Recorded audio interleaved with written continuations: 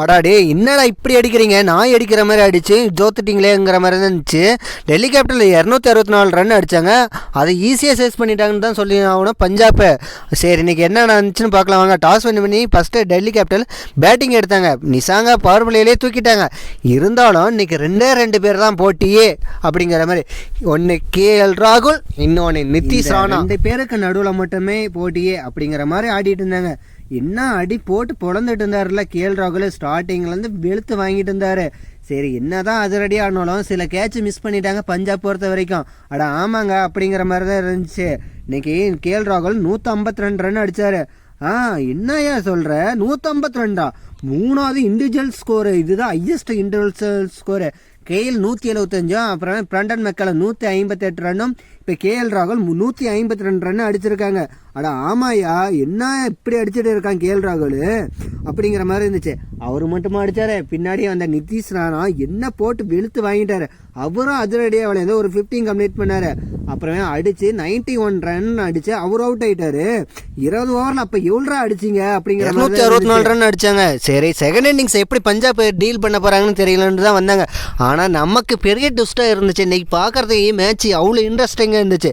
Power பிளேயில் போட்டு பிசரை ஓட்டிட்டாருல பிரியான்ஸ் ஆச்சரியம் சரி ஃப்ரெண்ட் சிம்ரன் சிங்கும் அதிரடியாக விளையாண்டுட்டு இருந்தாங்க.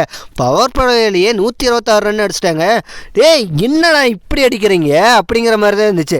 ஒரு பக்கம் அவங்க பிசரை ஓட்டிகிட்டு இருக்காங்க, நீ என்னடானா இப்படி அடிக்கிறீங்க அப்படிங்கிற மாதிரி இருந்துச்சு.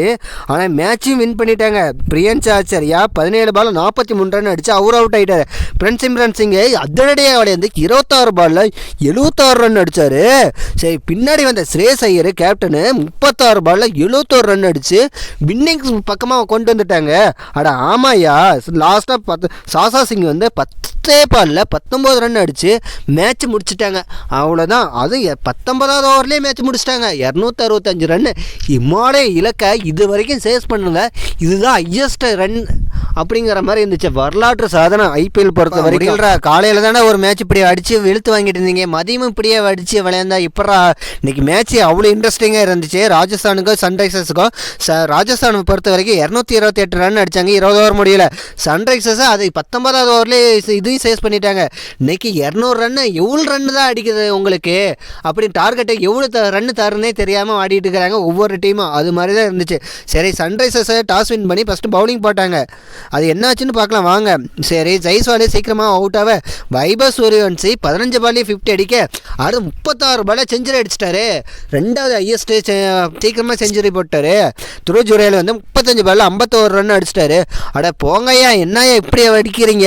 ஐபிஎல் சீசனில் சூரியவன்சி வந்து 2வது செஞ்சுரி பதிவு பண்ணுறாரு. அட ஆமாய்யா 15 வயசு பையன் என்னையா இப்படி அடிக்கிறாங்க அப்படிங்கிற மாதிரி தான் இருந்துச்சு.